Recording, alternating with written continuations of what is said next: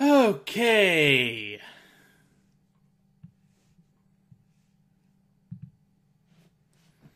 So let's see. Yes, why is Santa still participating if this was all just some crazy revenge scheme? How is Akane here?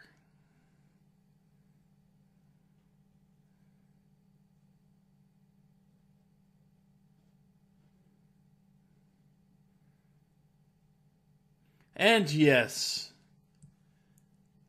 the 4 Cradle pharmaceutical executives do have bracelets that can give you a digital root of 9. So anyway, we shall continue. The door opened and they stumbled into the library. Huh. I think the shaking stopped. It would seem so, but we are yet to be out of danger. You're right. Let's hurry. They ran across the hallway. This exit needs the Uranus card, too. Straight for the large metal door. Next to the door was the Uranus card reader. Hey, Junpei. Yeah, I know.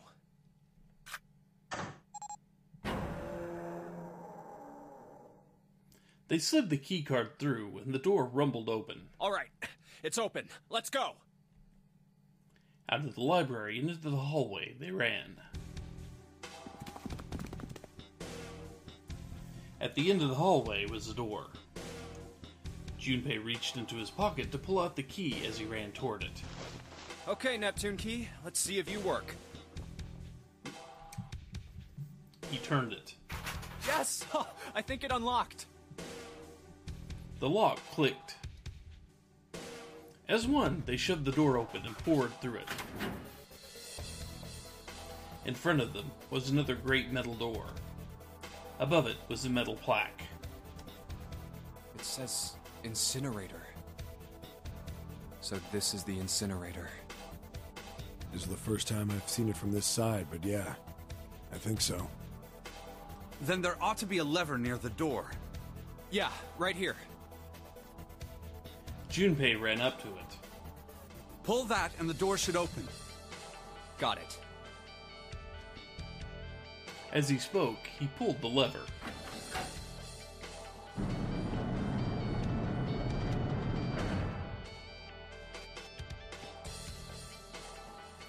The motor in the door groaned as it slowly ground open. There was no time to waste. Let's go. As soon as the door had opened far enough to admit them, all 4 dashed through. Then suddenly, there before them were the 4 who they'd parted from earlier. Ace and Lotus stood in front of the number 9 door. Santa was curled into a ball against the wall of the incinerator, holding his stomach. And then there was June. She sat slumped against the wall, exhausted. What the hell is going on? Junpei ran towards June.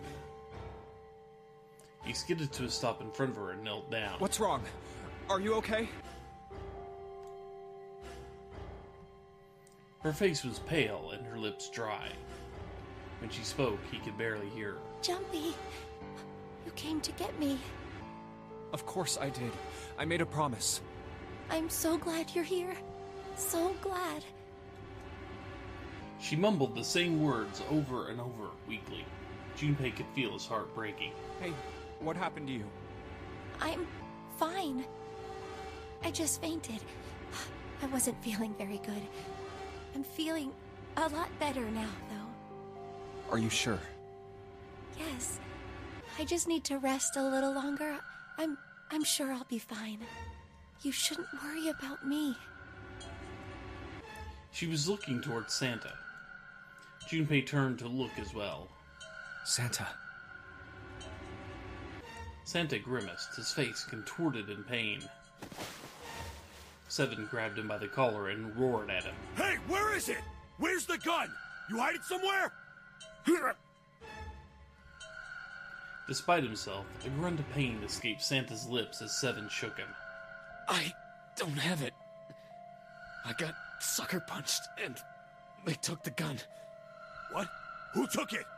What? Isn't that obvious? I took the gun. And we're back here. He did indeed have the revolver in his hand. It was pressed against Lotus's temple. Ace had her pinned to him with the other arm, and she was shaking visibly. Her fiery attitude was gone, replaced by fear. She didn't dare speak. There was sweat on her forehead, and when her eyes weren't flicking up to the gun pressed against her, they seemed to desperately want to say something. Just what the hell do you think you're doing, Ace? Or maybe I ought to say Gentaro Hongo, CEO of Cradle Pharmaceuticals? Seven's deep baritone rumble shook the walls.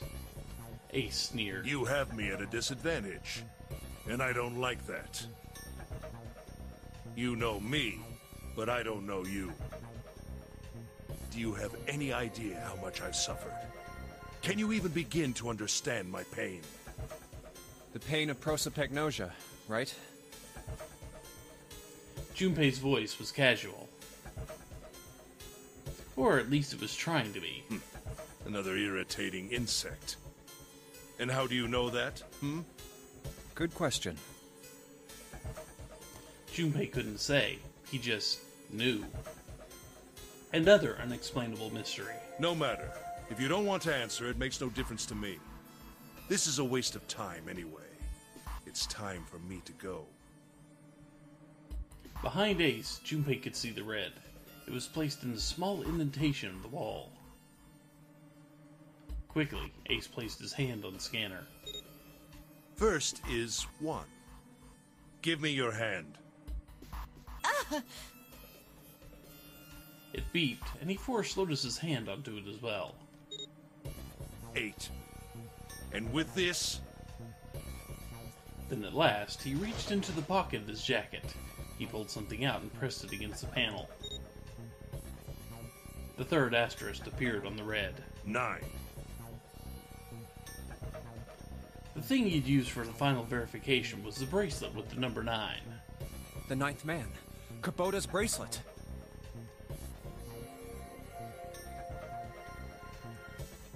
I believe I've won this game.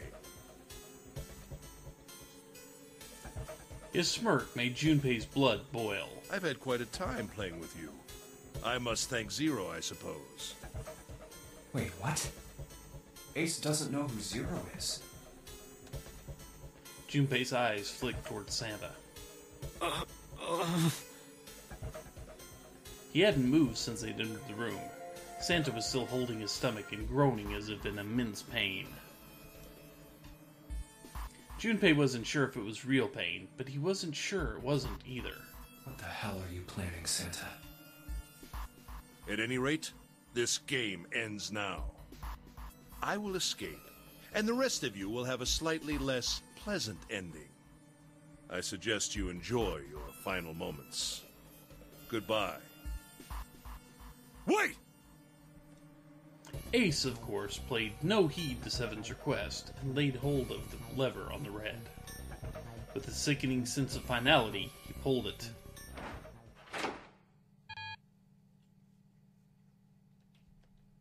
What? Why isn't it opening? One more time. Lotus tried to take advantage of Ace's confusion and managed to twist herself out of his grasp, but... At the last second, he grabbed hold of her wrist and shoved it onto the red. Now open! He waved the number 9 bracelet over the red, and then his own bracelet as well. He pulled the lever a second time. No! What is this? Why? That digital root should be 9! It has to be 9! Then why? Why isn't it opening?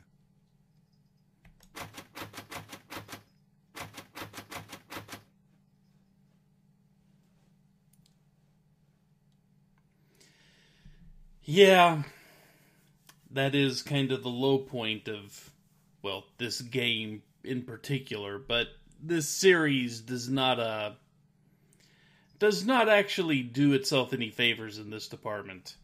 Yeah, all of the women in this game at some point are held hostage with a weapon. It's a very old trope. It's a very tired trope. And it really, really needs to stop happening.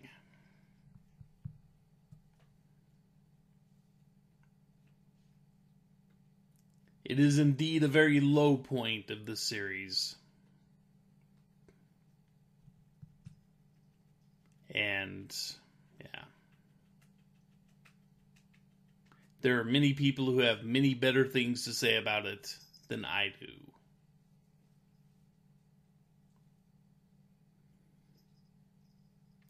But to answer the other thing coming up in chat, the 9th bracelet is actually 9. Anyway. Ace's fury and confusion had overridden all other thoughts. He had set down the revolver. It was just below the red. Now! Seven chose that moment to act. He moved far faster than a man of his bulk should have been able to, and launched that bulk straight at Ace.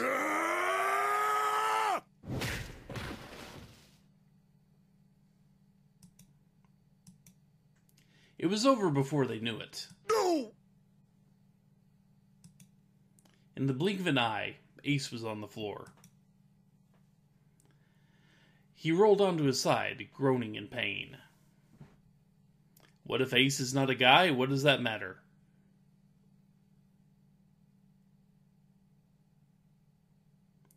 Would it be any different if... Would it really be any different, if, the women were just held in check by other women?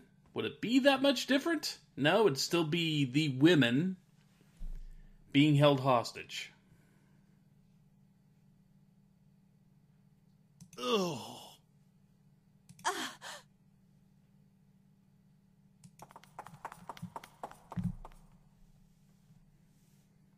Lotus ran straight for Junpei. Actually, Clover's age does come up in Virtue's Last Reward. It also kind of comes up here because she was supposed to be about 9 or 10, I think. Yeah, she's either 9 or 10 during the original Nonary game, and this is 9 years later.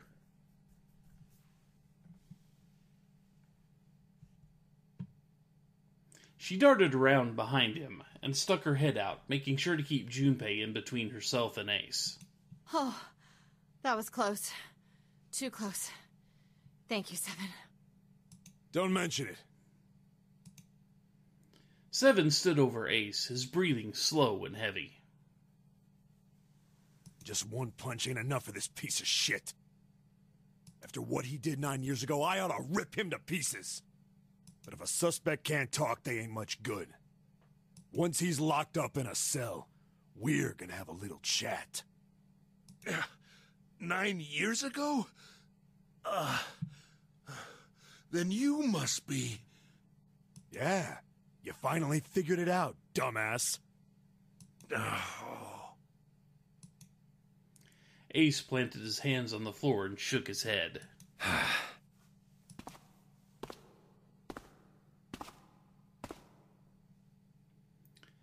Junpei walked toward him. He stopped and looked down at Ace, with pity on his face. Ace. And rhymed, apparently. You killed Kubota, Nijisaki, and Musashido, didn't you? Wait, Nijisaki? He peered at Junpei, genuinely confused. Oh, right. You don't know yet. All right. We'll just go through them in order then. Let's start off with Kubota. You talked to Kubota and managed to convince him to go into Door 5 alone. You killed him without making it look like you killed him. The way I figure it, you had 4 motives. 1. In the Nonary game, the number 9 is dangerous. Whoever had the 9 bracelet could join whatever team they wanted. Adding 9 to any number doesn't change the digital route.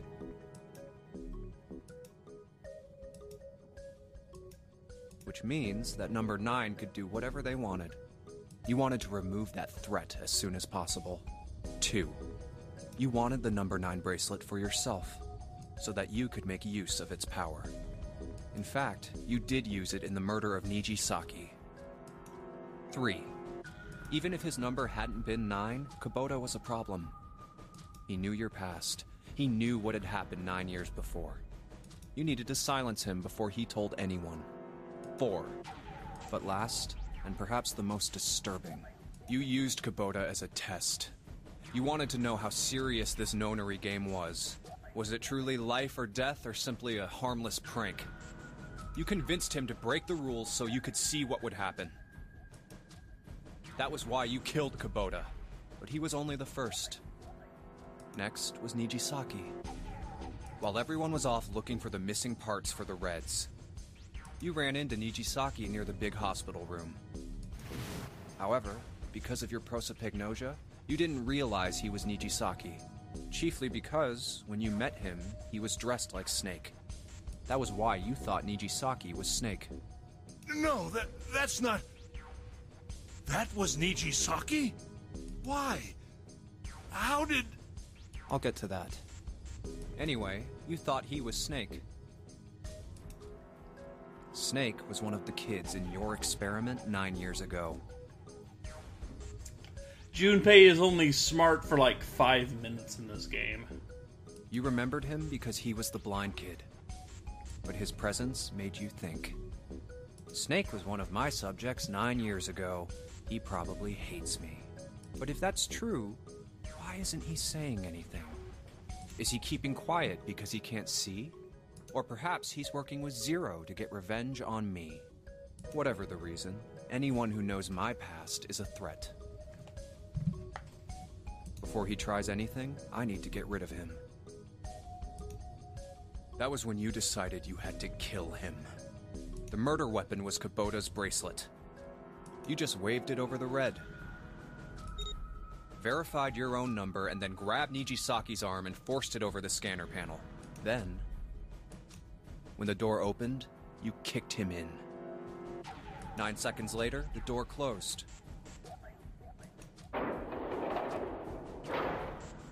And then 81 seconds passed.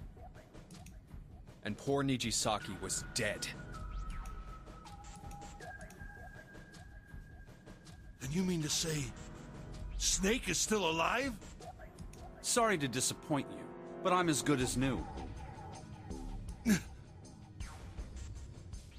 Yeah, but the safe ending is a different timeline.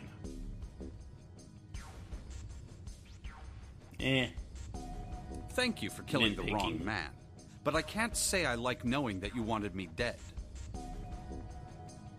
Although, to be honest, even if you hadn't tried to kill me, I would still hate you very much. You used the rats in a maze comparison on purpose, didn't you? Well, I wouldn't blame you. Ace's self-derision was frustrating. But Junpei kept his emotions in check and continued. Last but not least, let's talk about Musashido's death. When Clover and I were investigating the chart room, you came over to talk to me. Do you remember what you said? Oh, a pocket watch. Might I take a look at it? I handed it to you, and you left the room. You had been in charge of the Nonary project. Of course you would have known the solution to every puzzle, which would mean that you also knew how to get out of the wheelhouse. All you had to do was place the watch in the indentation on the door to unlock it. With the door open, you could enter the captain's quarters. Musashido was there. Conveniently placed next to him was an axe that practically begged you to kill him with it. You picked up that axe and buried the blade deep in the other man's chest. One blow was all it took. Nope, we did not refuse to give the watch. He grabbed it and played with it for a little while. And then you returned to the chart room as if nothing had happened. There was something I wanted to speak with you about, Junpei. Could you come with me for a moment? I had no reason to say no, so I followed you to the wheelhouse. When we stepped inside, remember how you slipped your hand into my vest? You pulled out a piece of paper, the one I used to cheat during the vote. But that wasn't really what you were after. Your true purpose had been to slip the watch into my pocket. Mm-hmm. It wasn't a very good plan.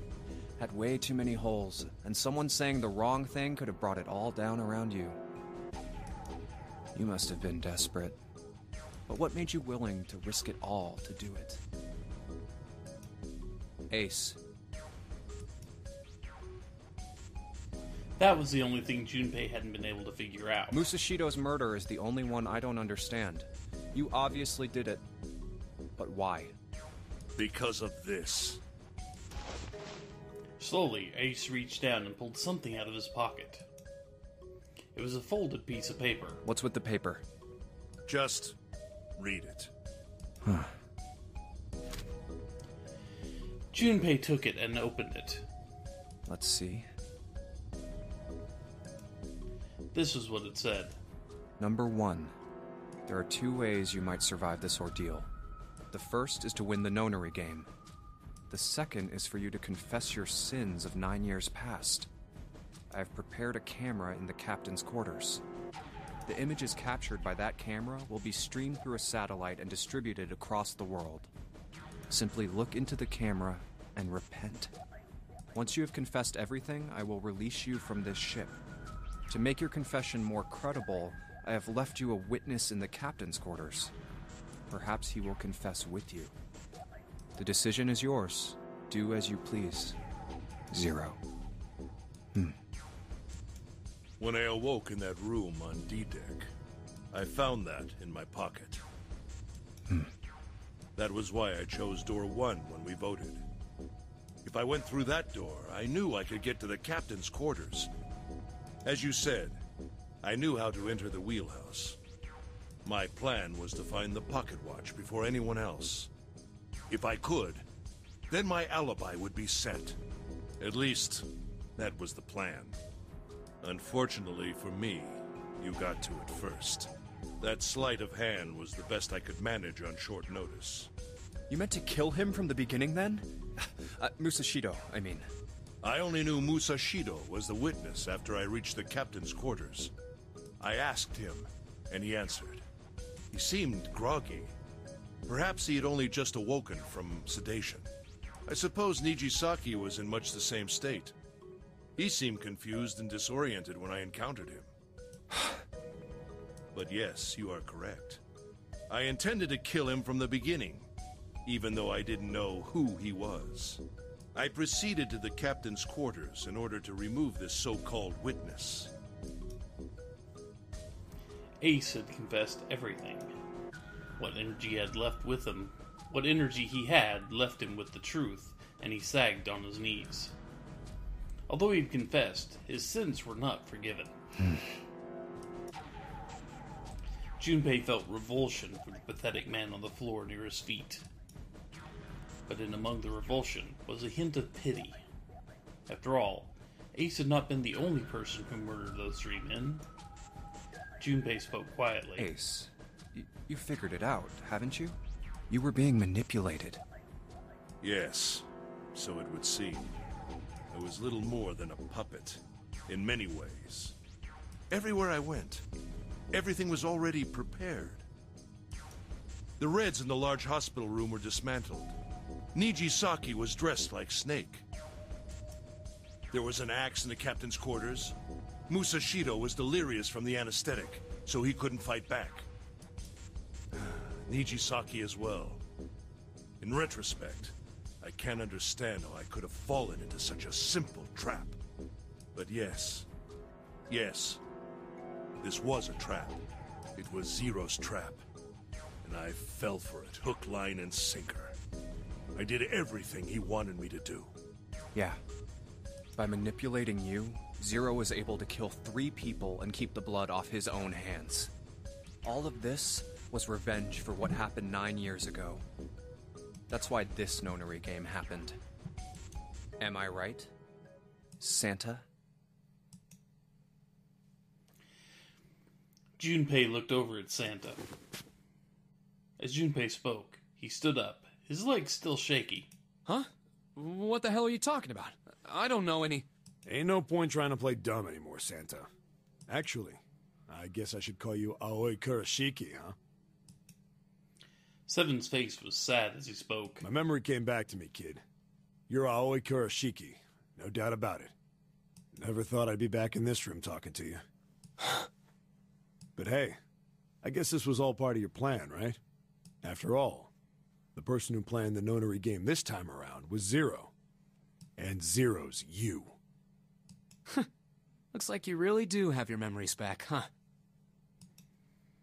Santa's smile was sarcastic, and something else. Well, I guess there's no point in hiding it then, huh? Yeah, you got me. I'm Aoi Kurashiki. I was one of the kids in the nonary game 9 years ago. I made it out. So did Snake over there. But there's one thing... No, I guess there's two things you got wrong. Number one, I ain't Zero. What? Wait, what?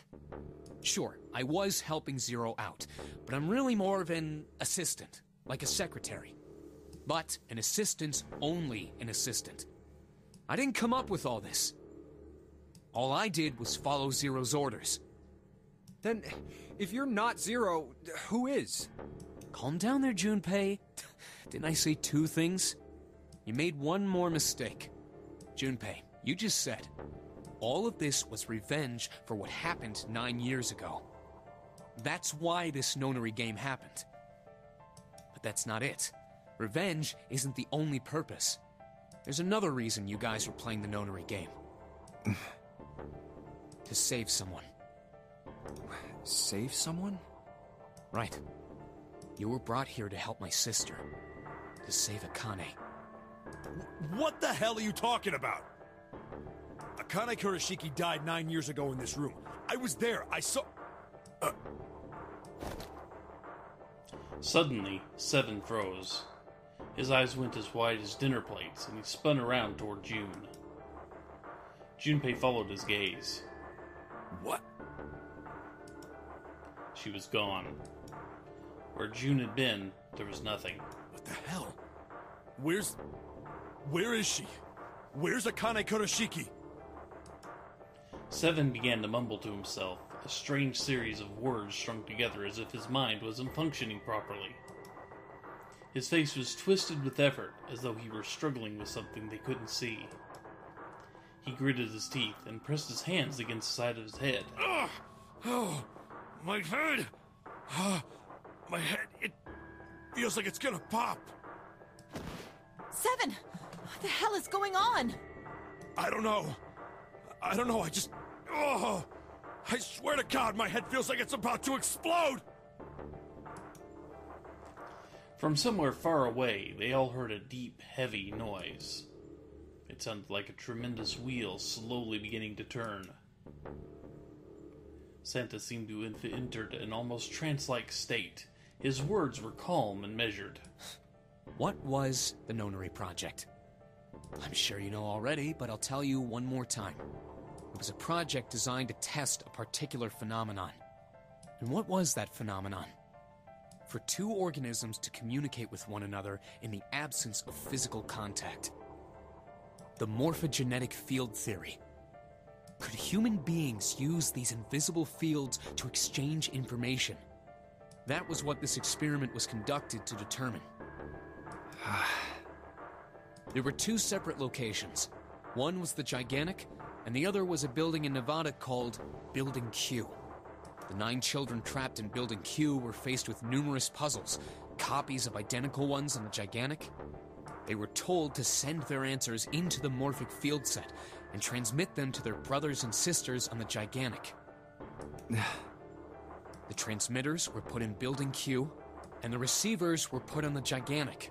Each sibling pair was supposed to be split up, but there was a mistake. Akane was a transmitter. She should have been in Building Q. However, for some reason, she was placed on the Gigantic with the receivers, like me. Perhaps she was mistaken for someone who was supposed to be in Group A. Whatever the case, Akane ended up on the Gigantic. I think I've told you enough. You get it, don't you? I'm pretty sure you know where this is going, Junpei. Where what is going? Don't play dumb. You know things you shouldn't. Things you couldn't. How did you know Ace had prosopagnosia? How did you know why Ace wanted to kill Kubota and how Nijisaki was killed? Were you surprised when you found out Ace was Hongo? And what about the coffin Snake was trapped in? How the hell did you open it? Well, that's... The answer to that is easy. He knew because I knew. Junpei was receiving information that I sent him through the morphic field set. It's simple, really. How do I know the alternate futures, then? Imagine a river that splits in two like an upside-down Y. The river flows from the top to the bottom, from a single stream into two branches. It only flows in one direction. It can never flow backward. Information is the same way. It moves from the past to the future, but never flows backwards.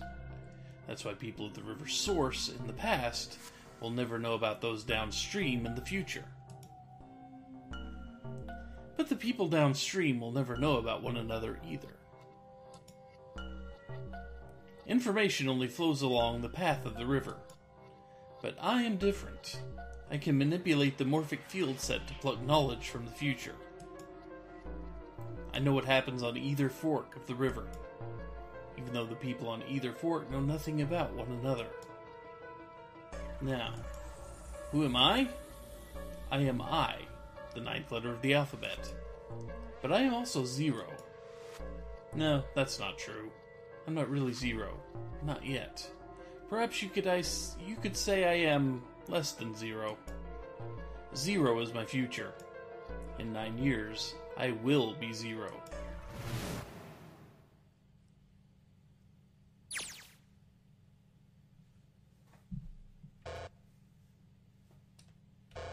It will not let me go back to the novel screen, just in case you're wondering. That sound is me trying. Where did she go? June. No, Akane. Where did you go? Santa! Why is Clover... Oh, shit. Freeze. Santa's got the gun. Guess he picked it up when we weren't watching. Looks like he's turned the tables on Ace, though. Wonder how he likes having a gun to his head. Get up. Sure isn't about to take that gun off him for a minute, is he? Ace isn't putting up any type of fight. I mean, I don't think I would either, but he just looks drained. I guess he's going for the door, huh? He doesn't need to verify to go through that door, but... Hey, what's your plan, Santa? What are you doing?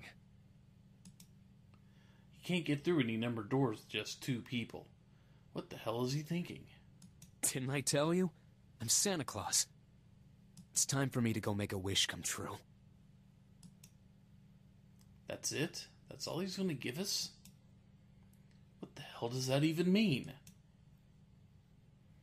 Shit, they're out.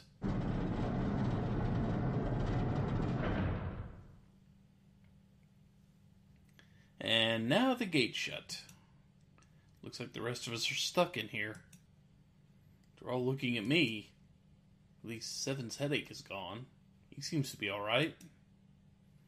Well, I guess there's no harm in trying. Let's see if this door still opens. Damn. Well, it looks like this door isn't opening anytime soon.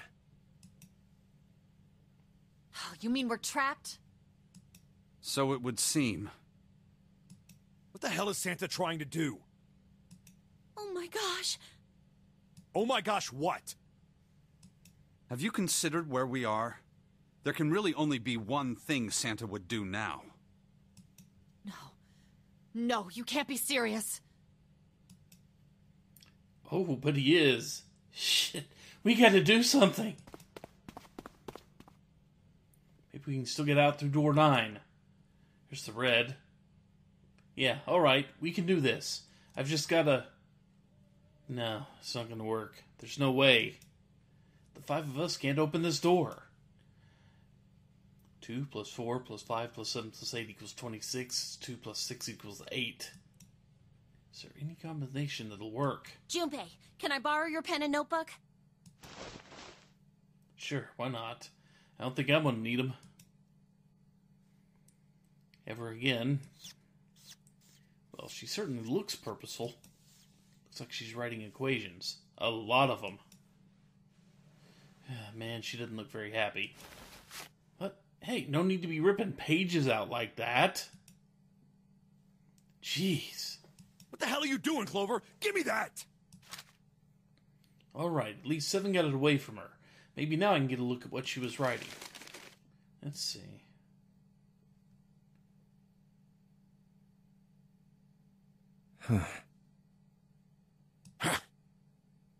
What?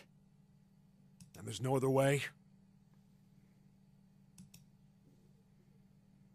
Lotus. Looks like she figured it out, though. Man, this is just too cruel. It's okay. Go. Lotus. Come on, you know we can't do that. Oh, don't give me that. I'm sure you'd love to get rid of me. God damn it, you idiot! Oh, where the hell did that come from? Looks like she expected that about as much as I did. Without...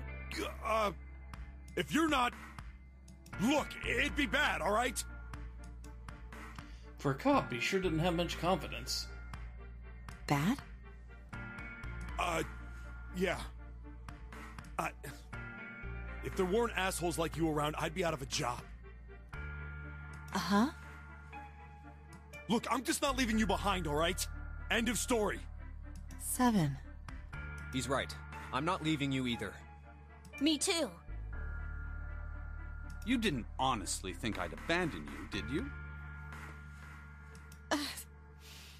You're all idiots. Act as tough as you want, Lotus. We can all see you're about to cry. And yeah, the woman decides, oh yes, I will make the noble sacrifice. That being said, however, I doubt we would be able to open the door anyway, even if we were to leave Lotus behind. He raises a good point. Huh? Why? I trust you remember what happened to Ace? I couldn't, see exactly what happened, but...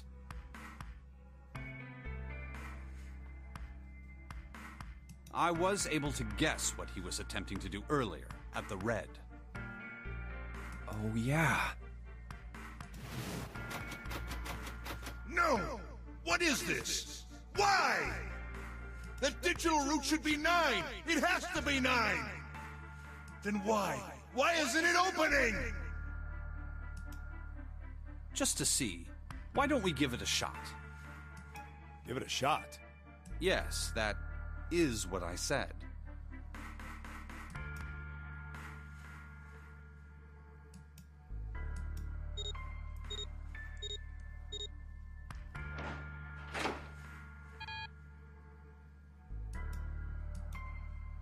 You were right. It ain't opening.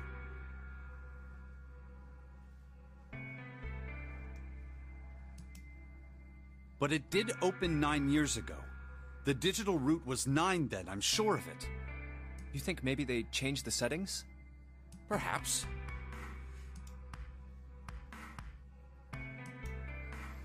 Shit. If we can't get through the door, we can't get out. The walls are way too high. There's no way in hell we could get to that hole 7 popped out of 9 years ago. All we can do is stand here and stare at this door with the 9 on it. I guess this is it. This is the end.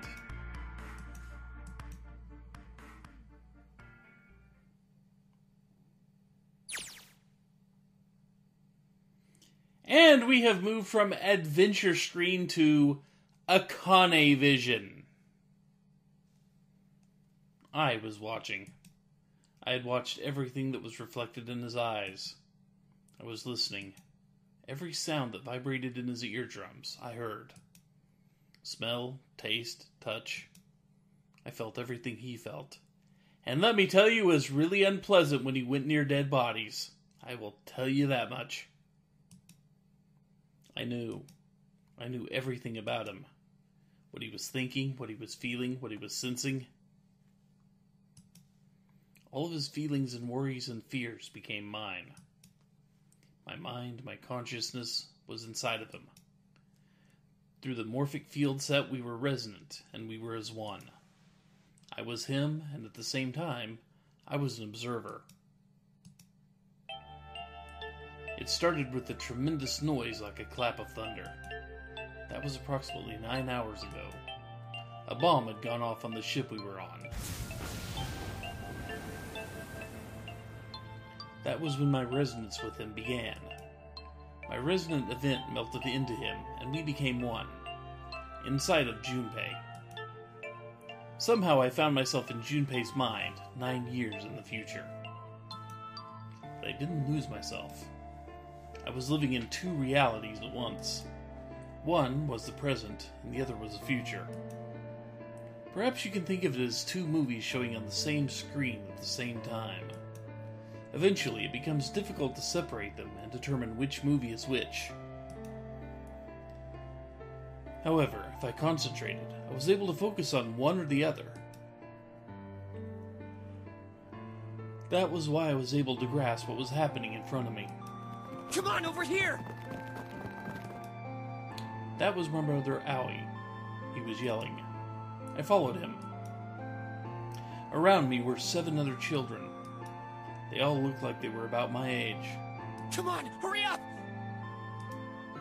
We ran down a long, straight hallway and burst into the large hospital room.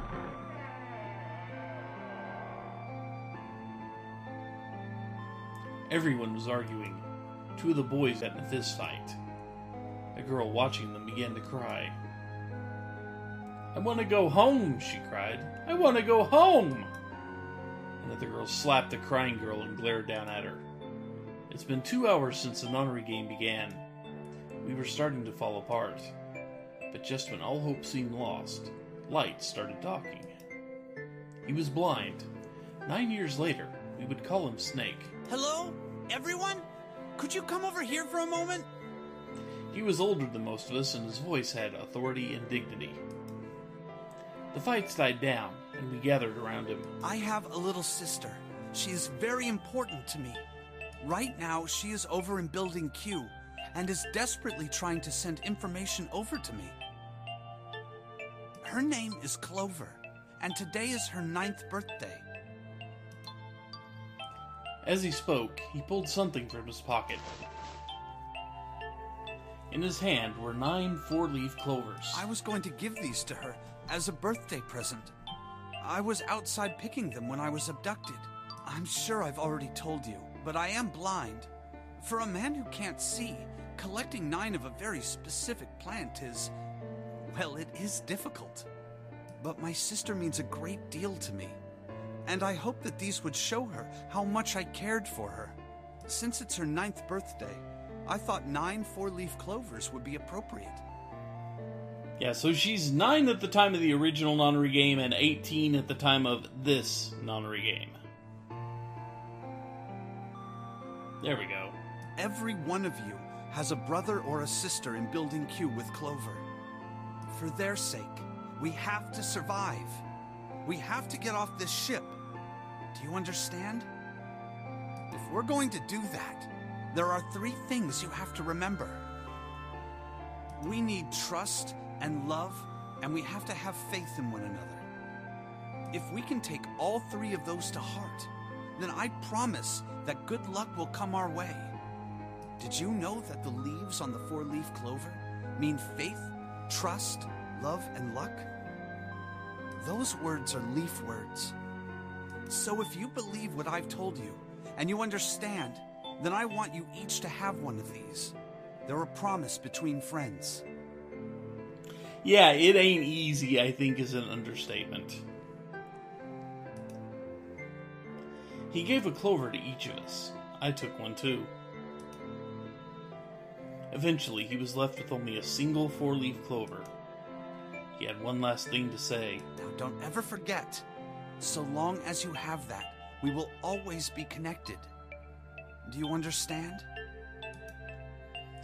When he finished, the tension of only a few minutes ago before was gone.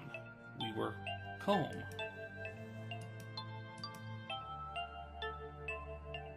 After that, we ran around the ship for a while longer and opened several of the numbered doors until we finally found a door with the number 9 on it. In fact, there were 2 doors with 9 on them, and we found them in the chapel. We split into 2 groups and walked through the doors.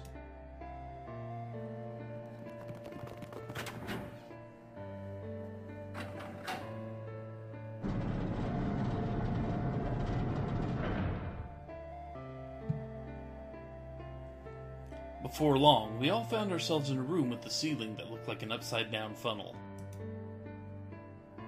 For some reason, this room had another number 9, but this time, it was the only one.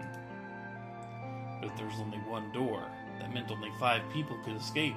What are we gonna do? There aren't any other doors! We began to panic.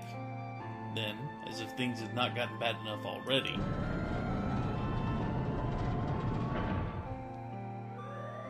Warning. Warning. The emergency incineration command has been acknowledged. Automatic incineration will take place in 18 minutes. Please evacuate the incinerator immediately. Repeat. Emergency incineration command has been acknowledged. What? What's happening? What did that thing say? That didn't sound good. my brother Owie swallowed hard and answered, I think it means this room is gonna burn. Burn! The plaque on the door says incinerator. And that voice said that the incineration is about to start. And incinerate means to burn. No! Help me! Abject terror filled the room as everyone began to scream and cry. Every pair of eyes were filled with despair. Then, high up on the wall, a door opened, and a man appeared. He was a huge, frightening mountain of a man, as large as a bear. 9 years later, we would call him 7. Don't worry, kids. I'm not your enemy. I'm one of the good guys. I'm a detective. I'm here to rescue you. The rest happened just like 7 had said it did. The 4 of us who stayed behind were saved by 7. We crawled through the vent, away from the incinerator, and slid down into the hall.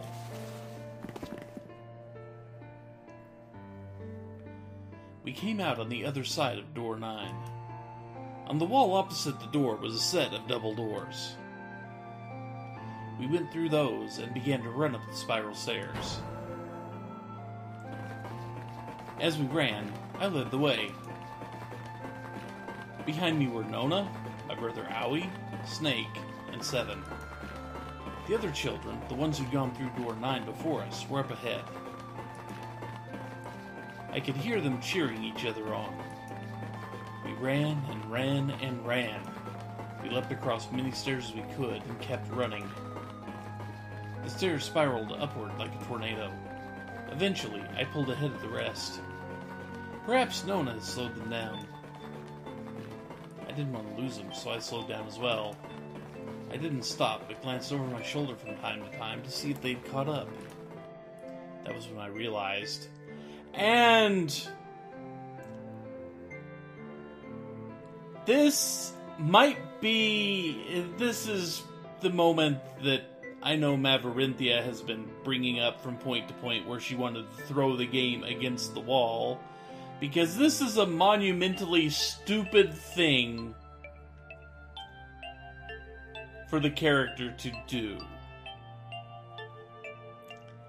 Yes, the character is only about 9 years old. Maybe 10. But still, this was... yeah. Oh no, where is it? Did I drop Jumpy's present? Mm-hmm. I knew I'd had it with me when we passed through the vent. Then, had I dropped it as we slid out? I had to go back. I had to!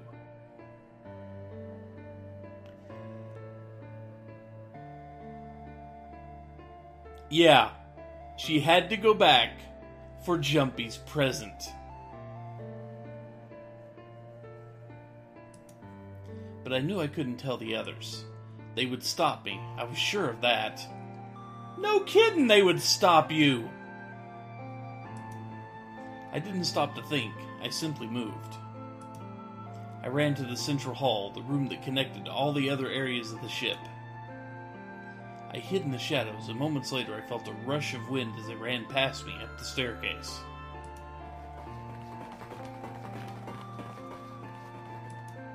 I waited until they were out of sight, then I ran. I moved as quietly as I could, down and down and down. Finally, I reached the bottom deck. I ran into the hallway and looked around frantically. There it is! It was just where I thought it'd be, sitting under the opening of the vent. I ran over and snatched it from the floor, but as I ran back toward the stairs and freedom,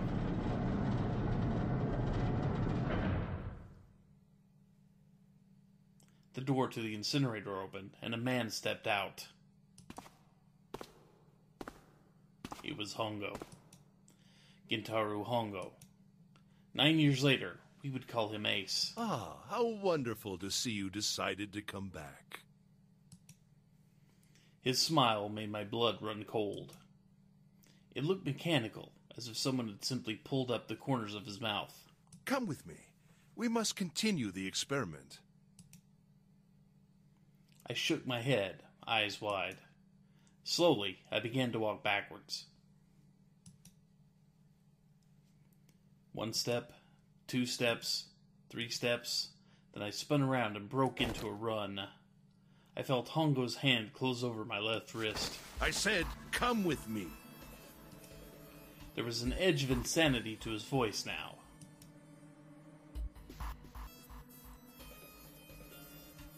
I pulled as hard as I could. No! Stop! Let go of me! Let go! I shook my body and flailed my arms, trying desperately to get Hongo to let go of me. But I was still only a child. I was no match for a man like Hongo. Stop struggling, goddammit! Do as I tell you! He heaved on my arm, trying to pull me into the incinerator. I screamed. Help me! Somebody help me! Then suddenly, Akane! the door to the stairs flew open. My brother Aoi burst out of it. Behind him came Seven and Snake. Akane! He cried my name again as he leapt toward Hongo. You came back! But then, You're too late, idiot! Hongo threw his full weight against my arm, pulling us both into the incinerator.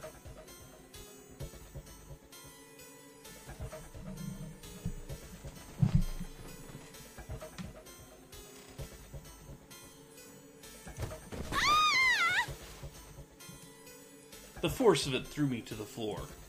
I scrambled to my feet and looked towards the open number 9 door.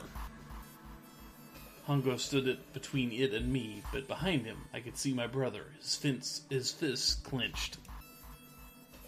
But those fists never reached Hongo.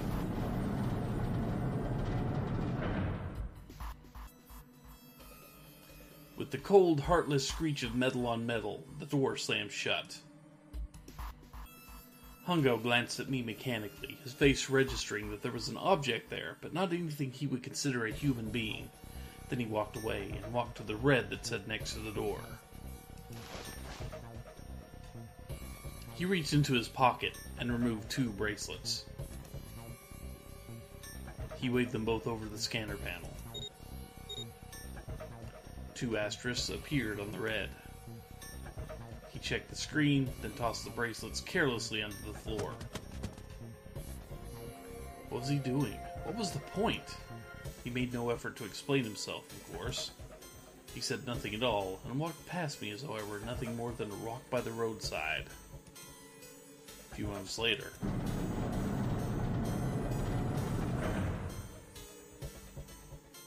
The other two doors slid shut as well.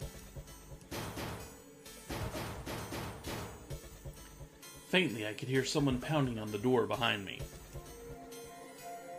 I turned around and ran towards the door with the 9. Akane! Akane! Are you okay? I could hear a voice from the other side of the door. A worried, frightened voice. Help me! My throat was already raw, but I screamed as loud as I could. My voice echoed lonely around the empty room. What should I do? I think I'm trapped in here! Where's Hongo? He went out the other door! What? Then it started again. Warning. Warning. Emergency Incineration Command has been acknowledged. Incineration will begin in... And we are now at Junpei Vision. Incineration will begin in 18 minutes. Please evacuate the incinerator immediately. Holy shit! Man, I knew what I was going to say, but that is one hell of a creepy voice. I knew it! It's starting. Santa started the incinerator. Fuck! Man, I never thought I'd hear that damn voice again after 9 years.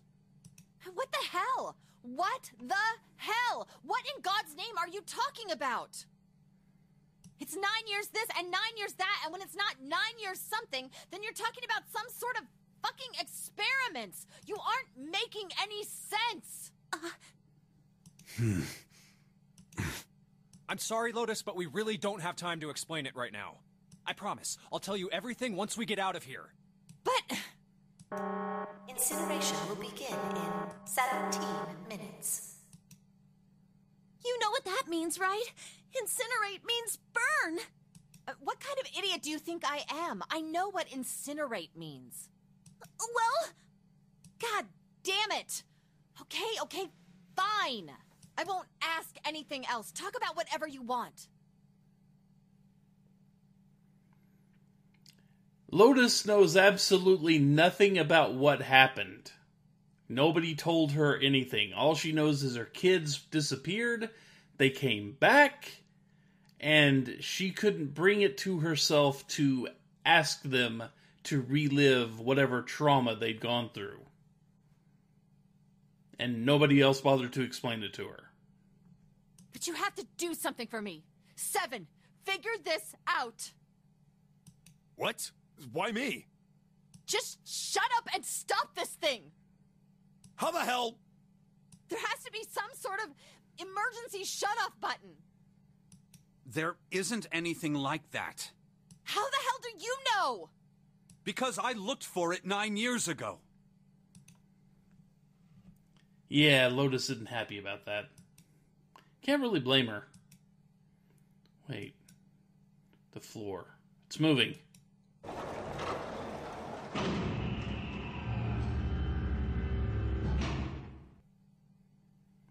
What else can I say about it, but... What the hell is that? And back to Akane Vision. What is that? What is that? What else could I say? The floor opened and the machine rose up out of it. It looked like a computer. At least it kinda did. There was a monitor, a keyboard, and a cross-shaped device of some type. Something about the machine scared me, but I forced myself to walk up to it. I was terrified. Tears poured down my face. I wiped them off even as more took their place and forced myself forward. Finally, I reached it. I looked at the screen. It was blank. All I saw was my own frightened face staring back at me from the glass, drenched in tears. All I can see on this screen is a reflection of my own face. I'm looking kind of freaked out. I know I'm sweating like crazy, but seeing it kind of drives it home. Okay, Junpei, just calm down, alright? Everything's gonna be okay. Yeah. Man, I wish that thing would just shut up. Incineration will begin in 15 minutes. Alright, back to this thing. If it's only showing up now, then it's gotta be important. But what the hell am I supposed to do with it? Hey, move! Yeah! Hey, we're all tense, lady. That doesn't mean you get to shove people around. Okay, it's turned on. There's nothing on the screen, though. Oh, this is bad. This is really bad. If there's nothing on here, how are we supposed to do anything with it? Sure, I'll just push buttons. I'm sure that'll